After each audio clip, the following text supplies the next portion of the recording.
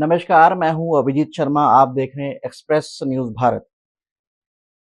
एक खबर है, मौलाना साजिद राशिदी। मौलाना साजिद राशिदी बहुत चर्चा में है फिलहाल ये नाम, लेकिन इससे मुतल्लिक जो खबर है, इससे रिलेटेड जो खबर है, उस खबर को बताने में भी मुझे शर्म आ रही है। बहरहाल मैं पत्रकार हूं, बताना जरूरी है, तो आप लोगों के सम्मुख जरूर रखूंगा इस बात को।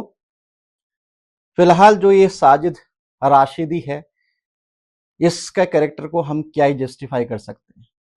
जिस तरह की हरकत इसने अभी की है, एक अभद्र टिप्पणी किसी के कैरेक्टर के ऊपर, वो भी बहरहाल हम ये नहीं कह सकते कोई हाई प्रोफाइल के ऊपर करता है या लो प्रोफाइल, लेकिन अगर महिलाओं की गरिमा को ठेस पहुंचाया जाता है तो कहीं ना कहीं ये एक्सेप्टेबल नहीं है ये चीज, और यही इस आदमी ने किया है।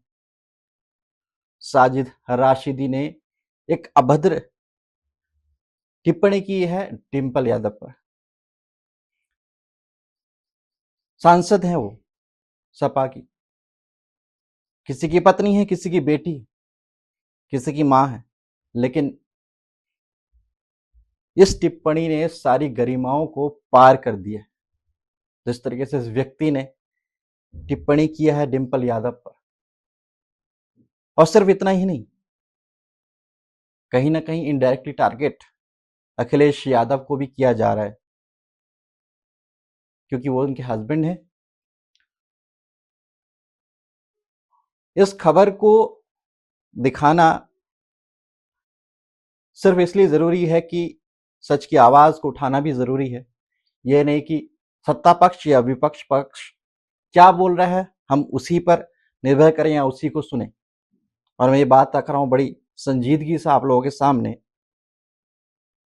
कि जिस तरीके से इस व्यक्ति ने टिप्पणी किया है, उसको लेकर सत्ताधारी पक्ष और भी कई पॉलिटिकल पार्टीज जो हैं बड़े जोर शोर से सामने आ गई कि नारी की गरिमा नारी की गरिमा को जो है ठेस पहुंचाया जा रहा है, या इस तरह की दिक्कत जो है नहीं करनी चाहिए, क्योंकि वो मुसलमान हैं तो मुसलमान के खिलाफ अखिलेश यादव क्यों कुछ नहीं बोल रहे हैं। ठीक है, हम इस बात से ताल्लुक रखते हैं कि क्यों उसके खिलाफ कुछ नहीं हो रहा। इसमें सत्ताधारी पक्ष कल जो है सदन में उन्होंने बड़े बड़े स्लोगन्स लिखे, नारी गरिमा सम्मान के लिए नारे लगाए। उन्होंने ना सिर्फ उस व्यक्ति को बोला, बल्कि अखिलेश यादव को टारगेट किया कि क्यों ये चुप है, क्यों ये कोई कदम नहीं उठा रहे हैं। मैं पूछता हूं जनाब, आप लोग क्यों नहीं कदम उठा रहे हैं? अगर आप लोगों को इतनी दिक्कत है नारी की गरिमा का, नारी के बारे में आपका पॉलिटिकल पार्टी इतना ही सोचता है, तो आप लोग क्यों नहीं कदम उठा रहे हैं? अगर आप ये कह रहे हैं कि उस मौलाना के खिलाफ या उस कथित व्यक्ति के खिलाफ एफआईआर होनी चाहिए, तो वो आप क्यों नहीं कर रहे हैं? क्यों आप डिपेंडेंट है किसी दूसरे पॉलिटिकल पार्टी पर? क्यों डिपेंडेंट है अखिलेश यादव पर या उसके किसी नेता पर? आप क्यों नहीं कर रहे हैं? क्योंकि आपको डर है। आपको डर है कहीं आपके जो वोट बैंक्स, जिसके थ्रू आप वोट लेते हैं, जो राजनीति करते हैं आप, उस राजनीति के थ्रू जो आप जाते हैं, कहीं वो डिवाइड ना हो जाए, और आपका टारगेट तो चूक ही जाएगा ना। तो ये मेरी बात सिर्फ इतनी है कि अगर आप लोग सोशल एक्टिविस्ट हैं, अगर आप लोग सत्ताधारी पक्ष के हैं, अगर आप लोग सदन में नारे लगा सकते हैं, तो आप लोग एफआईआर क्यों नहीं कर सकते? क्यों अखिलेश यादव ही करेगा? दोस्तों, मैं आपको बताता हूं कि अगर नारी की गरिमा को ठेस पहुंचाया जाता है तो उसके खिलाफ कोई भी व्यक्ति, गौर से सुनिएगा, कोई भी व्यक्ति पीआईएल दायर कर सकता है। कोई भी व्यक्ति, आम आदमी भी जा सकता है। और ये तो खैर सत्ताधारी पक्ष के बड़े बड़े नेता हैं, इनके पास तो बहुत धुरंधर वकील हैं।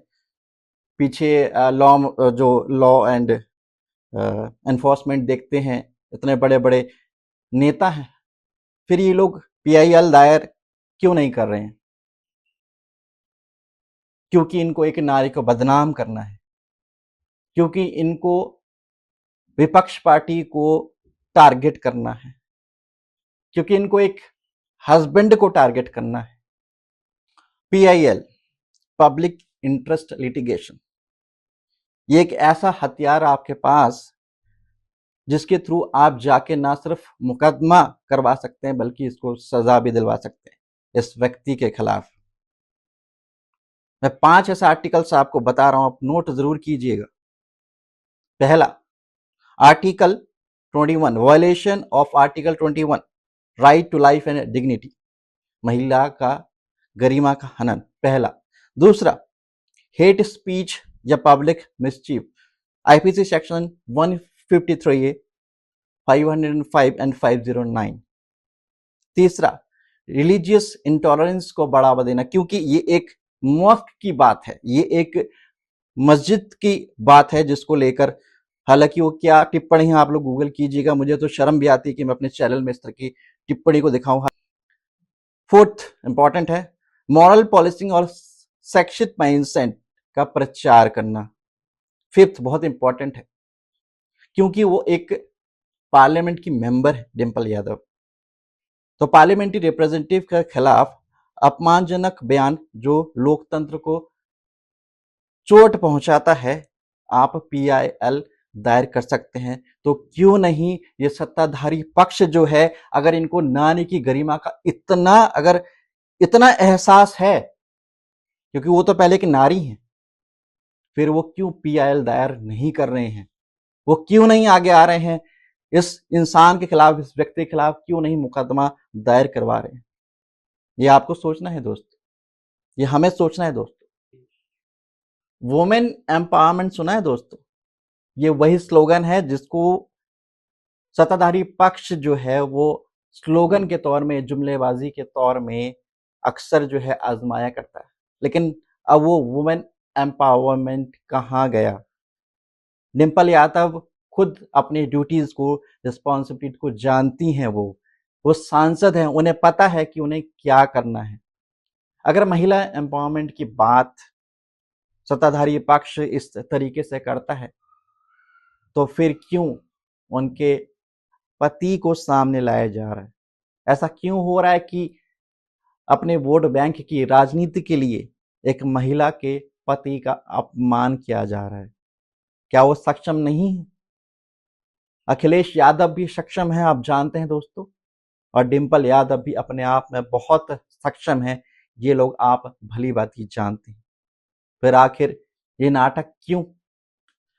फिलहाल इस खबर में इतना ही था, क्योंकि मुझे आपको कुछ बातें याद दिलानी थी कि कुछ फर्ज हमारे भी हैं और आपके भी। तो आशा करता हूं आप सभी इन बातों को समझ गए होंगे। फिलहाल मुझे इजाजत दीजिए। कैमरामैन सेवेंस के साथ मैं अभिजीत शर्मा, एक्सप्रेस न्यूज भारत, जिद सच दिखाने की।